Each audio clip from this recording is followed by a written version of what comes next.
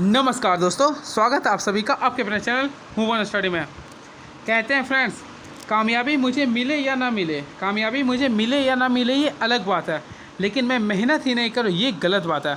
तो बिल्कुल फ्रेंड्स, आपको कामयाबी मिले या ना मिले ये गलत बात है, लेकिन आप अगर अभी का समय का यूज नहीं करेंगे तो ये गलत बात है। तो उठाइए अपना नोटबुक, आज तैयार हो जाइए हमारे साथ क्लास 8 की तैयारी करने के लिए, जो कि आप लोग को कल पेपर होने वाली है। तो चलिए मैं दिखाता हूँ क्वेश्चन किस टाइप का आप लोग के एग्जाम में पूछे जाएंगे। तो देखिए बिल्कुल फ्रेंड्स, तो क्वेश्चन ये रहा, भारत का अंतिम वायसराय कौन थे? तो इसका जो राइट आंसर होगा लॉर्ड माउंटबेटन। कौन थे? Lord Mountbatten. तो मैं आप लोग को एक्स्ट्रा के साथ बताना चाहता हूँ, स्वतंत्र भारत का प्रथम गवर्नर जनरल लॉर्ड माउंटबेटन हुए, और ये अंतिम वायसराय भी कौन थे? लॉर्ड माउंटबेटन थे। और इसका कब हुआ था फ्रेंड्स? तो 1947 के समय ये बने थे, याद रखिएगा आप लोग। क्लियर है? एंड वेरी नेक्स्ट क्वेश्चन, किसने संथाल विद्रोह की अगुवाई नहीं की थी? तो सबसे पहले आप लोग ये जानिए संथाल विद्रोह क्या है। देखिए, संथाल विद्रोह झारखंड के संथाल परगना में, यानी कि भगनाडीपा से ये संथाल विद्रोह हुआ था। ठीक है, भगनाडीपा संथाल विद्रोह हुआ था, जो कि फ्रेंड्स आप लोग याद रखेंगे 30 जून 1855 को हुआ था। अगर क्वेश्चन आता है कि संथाल विद्रोह कब हुआ था, 30 जून 1855 को हुआ था। इसी वजह से प्रत्येक वर्ष 30 जून को झारखंड में हूल दिवस मनाया जाता है। प्रत्येक वर्ष झारखंड में 30 जून को क्या मनाता है? हूल दिवस मनाया था। अब देखिए मैं आप लोगों को जो बताना चाहता हूँ सुनिएगा। तो संथाल विद्रोह 30 जून 1855 को हुआ था। ये जो हुआ था भगनाडी में हुआ था, इसमें 4 लोगों ने नेतृत्व किया था। सबसे पहले था सिद्धू कान्हू। कौन थे फ्रेंड्स? सिद्धू कान्हू, चांद भैरव। सिद्धू कान्हू, चांद और भैरव थे, याद रखेंगे आप लोग। तो ऑप्शन के अकॉर्डिंग चलेंगे। देखिए, सिद्धू भी शामिल थे, कान्हू भी शामिल थे, चांद भी शामिल थे, लेकिन ऑप्शन के अकॉर्डिंग बिरसा मुंडा शामिल नहीं थे। तो इसका जो राइट आंसर क्या होगा? बिरसा मुंडा, यानी कि संथाल विद्रोह में बिरसा मुंडा शामिल नहीं थे। एंड नेक्स्ट क्वेश्चन, झारखंड के माइकल किडो किस खेल से संबंधित है? तो झारखंड के माइकल जो माइकल किडो है, सबसे पहले आप लोगों को बताना चाहता हूँ इसका संबंध हॉकी खेल से। किससे फ्रेंड्स? हॉकी खेल से है। और मैं आप लोगों को ये भी बताना चाहता हूँ वंदना टेरेसिया का भी संबंध किससे है? हॉकी से है। और महेंद्र सिंह धोनी, जो कि आप लोग को झारखंड का रहने वाला भारतीय क्रिकेट टीम के कप्तान भी रह चुके हैं पूर्व, उनका संबंध क्रिकेट से था। क्लियर है ना? क्रिकेट में कुल खिलाड़ी 11 होते हैं, फुटबॉल में भी 11 होते हैं, खो खो में 9 होते हैं, और हॉकी में कितना होता है आप लोग कमेंट बॉक्स में लिखेंगे। और झारखंड का राजकीय खेल क्या है? हॉकी है। एंड नेक्स्ट क्वेश्चन, सूरत बंदरगाह भारत के किस तट पर स्थित है? तो अगर फ्रेंड्स अगर आप लोग मानचित्र बनाते हैं तो आप लोग को पता होगा। देखिए, भारत का अगर हम लोग मानचित्र बनाते हैं तो हमें ये अच्छा से जानकारी हमें पता है, सूरत ये पश्चिम तट पे आते हैं। क्या आते हैं फ्रेंड्स?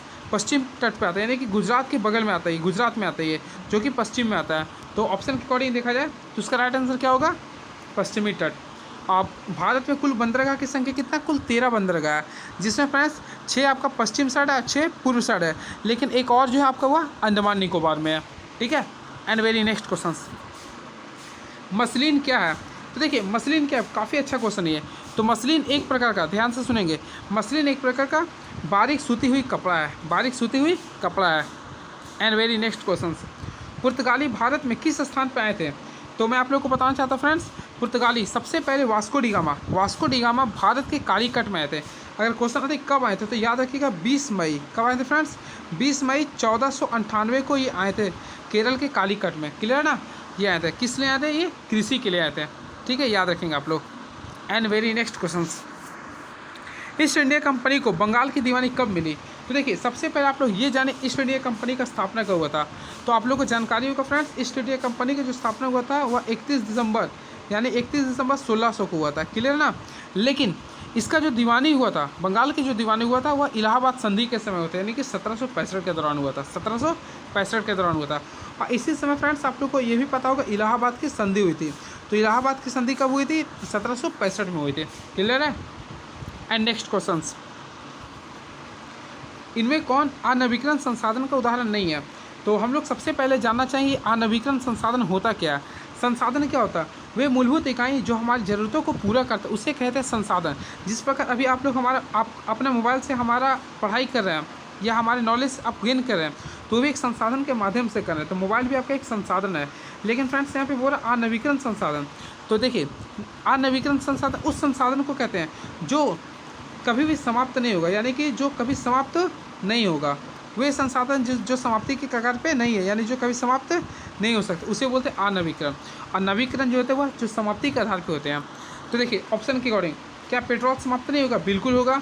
कोयला भी समाप्त होगा, प्राकृतिक गैस भी समाप्त होगा, लेकिन जंगल क्या समाप्त होगा? नहीं। तो जंगल आपका एक अनवीकरण संसाधन नहीं है। तो जंगल क्या है फ्रेंड्स? अगर क्वेश्चन आ जाए कि वन क्या है, तो आप लोग ये मत सोचिए ये वन है। ये वन से होता है फ्रेंड्स, वन जो होता है ये नवीकरण संसाधन है। कौन सा? ये नवीकरण। और नवीकरण संसाधन उस संसाधन को कहते हैं जो समाप्ति के कगार पे नहीं होते हैं। एंड वेरी नेक्स्ट क्वेश्चन, जल ग्रह किसे कहते हैं? काफ़ी तगड़ा क्वेश्चन है ये।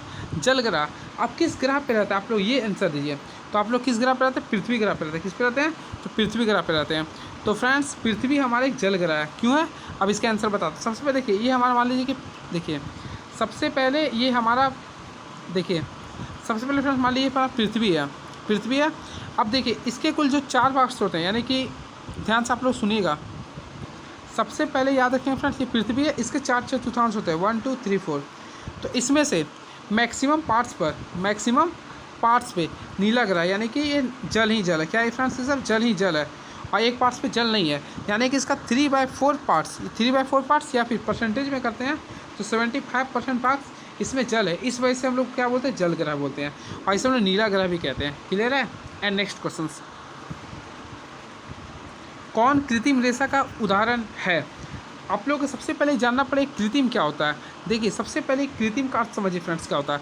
कृत्रिम यानी होता है मानव निर्मित, यानी वे संसाधन या वे रेशा जो मानव तैयार करते हैं उसे बोलते हैं कृत्रिम। ठीक है।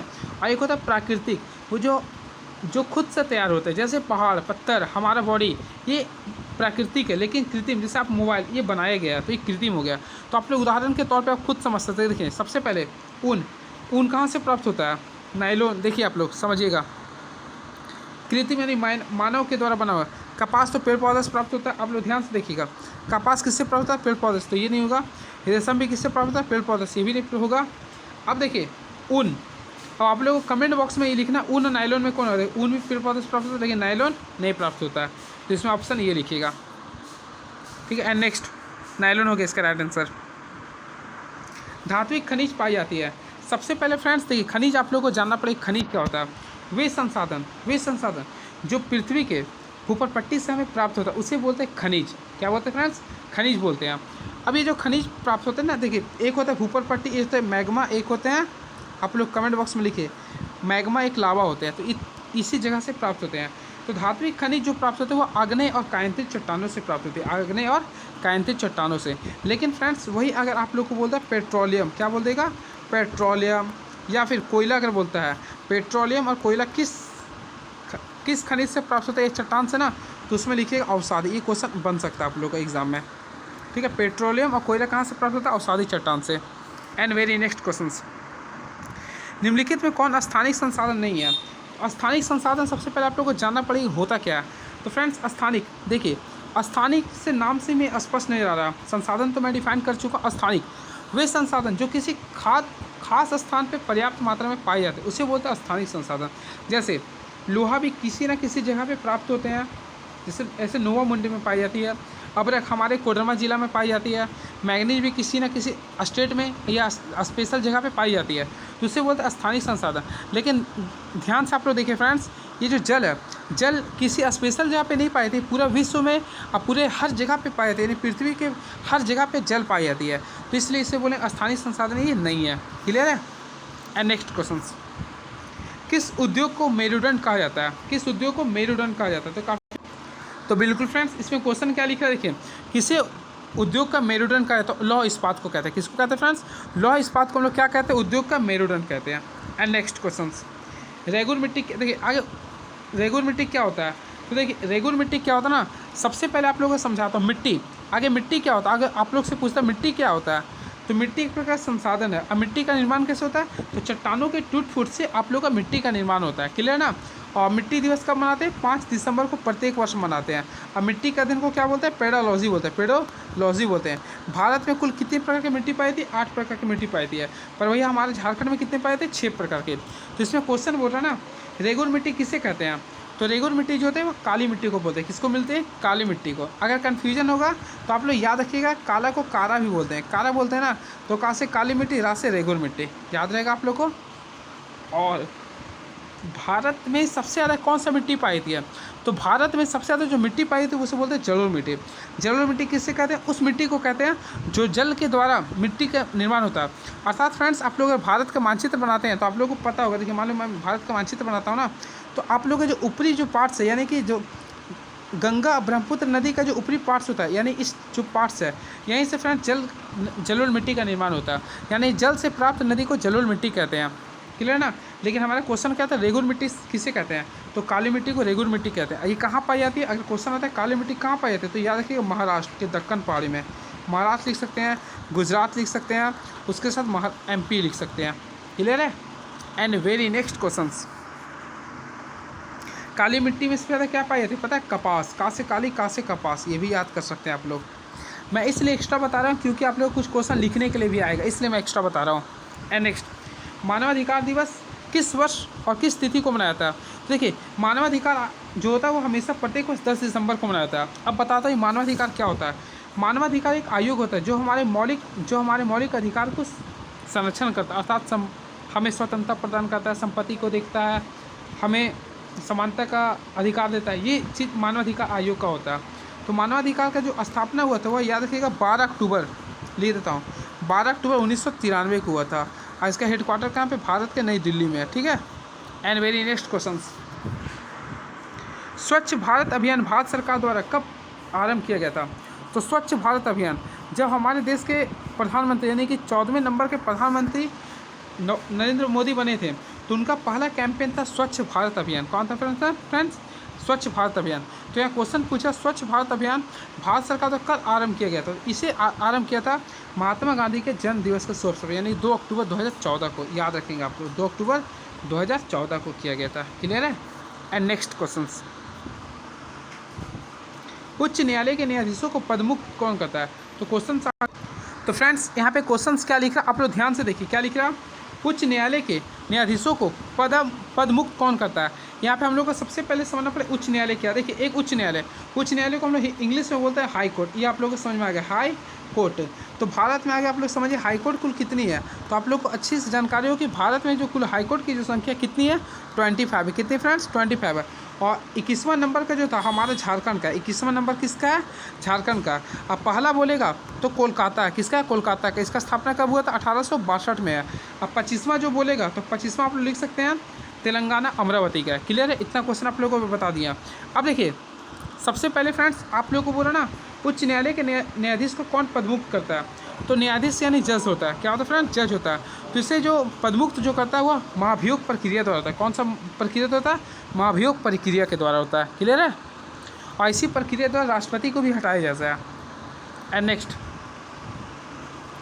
भारत में कौन सी संस्था कानून बनाती है? तो देखिए, सबसे पहले फ्रेंड्स कानून बनाने का अधिकार जो होता है वह संसद पर।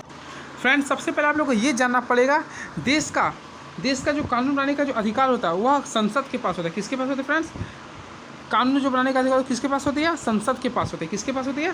संसद के पास होती है। अब देखिए, संसद 3 चीज़ से मिलकर बना है। मैं आप लोगों को जैसे पढ़ा रहा हूँ इसे ध्यान से सुनिएगा। संसद 3 चीज़ से मिलकर बना है। एक होता है लोकसभा, देखिए लिख देता हूँ, संसद 3 चीज़ से मिलकर बना है। एक होता है, देखिए लिख रहा हूँ, ध्यान से आप लोग सीखेंगे। पहला होता है एक राज्यसभा। क्या होता है फ्रेंड्स? राज्यसभा। मैं लिख नहीं पा रहा हूँ यहाँ पर साफ साफ। फिर होता है लोकसभा। क्या होता है? लोकसभा। और तीसरा होता है राष्ट्रपति। तो ये तीनों के कॉम्बिनेशन के हम लोग बोलते हैं संसद। कोई भी अगर नियम बनानी है तो आगे राज्यसभा या लोकसभा में जाती है, वहाँ दोनों से अगर पास हो जाए, अगर राष्ट्रपति साइन कर देता है तो वह नियम बनता है। ठीक है? एंड नेक्स्ट क्वेश्चन, स्वतंत्र भारत में प्रथम चुनाव कब हुए थे? स्वतंत्र भारत में जो प्रथम चुनाव हुए थे वह 1952 में हुआ था। क्लियर है ना? लेकिन मैं आप लोगों को बताता हूँ, जो पहला जो चुनाव हुआ था वह 1951 से लेकर 1952 के बीच चले थे। और ये देखिए, अक्टूबर 1951 से लेकर 1952 के बीच चले थे, फरवरी 1952 के बीच चले, यानी लगभग 6 महीना तक चला था प्रथम चुनाव। क्लियर है? And very next question is now, अच्छा क्या आप लोग कमेंट बॉक्स में लिख सकते हैं अभी भारत में वर्तमान समय कौन सा लोकसभा चल रहा है? इससे आप लोग को पता चले आप लोग का जानकारी क्या है। वर्तमान में भारत में कौन सा लोकसभा का सत्र चल रहा है, लिखेंगे आप लोग कमेंट बॉक्स में। एंड नेक्स्ट क्वेश्चन, भारतीय संविधान के, फ्रेंड्स काफ़ी अच्छा क्वेश्चन है, भारतीय संविधान के प्रारूप समिति के अध्यक्ष कौन है? तो प्रारूप समिति का जो अध्यक्ष है, इसे तो कोई भूल नहीं सकता है, डॉक्टर भीमराव अम्बेडकर है। डॉक्टर भीमराव अम्बेडकर है प्रारूप समिति के अध्यक्ष हैं। अब मैं आप लोग से एक क्वेश्चन पूछता हूँ, डॉक्टर भीमराव अम्बेडकर का पूरा नाम क्या है? तो याद रखेंगे डॉक्टर भीमराव, याद रखिएगा डॉक्टर भीमराव रामजी, डॉक्टर भीमराव रामजी अम्बेडकर थे। काफ़ी तगड़ा क्वेश्चन है ये, डॉक्टर भीमराव रामजी अम्बेडकर थे। बहुत ही इंटरनली मैं चीज़ बताऊँ आप लोग को, डॉक्टर भीमराव रामजी अम्बेडकर रही है, क्लियर है ना, रामजी अम्बेडकर रही है। और इसे प्रारूप समिति का अध्यक्ष बोला जाता है, क्लियर है। और इनका जन्म कब हुआ था? 14 अप्रैल 1891 को हुआ था। तो ये था क्वेश्चन हमारे आज का जो दिया हुआ क्वेश्चन था, ठीक है। और अगर क्वेश्चन पूछता फ्रेंड्स, इसमें कुछ एक्स्ट्रा मैं खेल देता हूँ। डॉक्टर राजेंद्र प्रसाद ये संविधान सभा के पहला अस्थायी अध्यक्ष है, जो कि 11 दिसंबर को बने थे, 11 दिसंबर 1946 को बने थे अस्थायी अध्यक्ष। पंडित जवाहरलाल नेहरू, इन्हें 13 दिसंबर 1946 को संविधान का उद्देश्य प्रस्ताव पास किया था इन्होंने। तो चलिए, ये था। लाल बहादुर शास्त्री की बात करें तो वही है जय जवान जय किसान, नहीं हाँ जय जवान जय किसान का नारा दिया था। और इन्हें सबसे पहली बार 1966 में मरणोपरांत भारत रत्न अवार्ड दिया गया। और ये एक ऐसे भारत के प्रधानमंत्री जिनका मौत विदेशी ज़मीन पे हुआ, यानी ताशकंद में हुआ था, यानी कि 11 जनवरी 1966 के समय हुआ था। तो चलिए फ्रेंड्स, आप लोगों के सामने आज कैसा लगा मेरा ये क्वेश्चन, 20 क्वेश्चन था। और मैं नेक्स्ट वीडियो में आके आप लोगों को बताता हूँ, हर क्वेश्चन को मैं पूरा डिराइव किया हूँ, समझाने का प्रयास किया हूँ। नेक्स्ट वीडियो में फिर मिलता। Please subscribe my YouTube channel move on study. Thank you so much.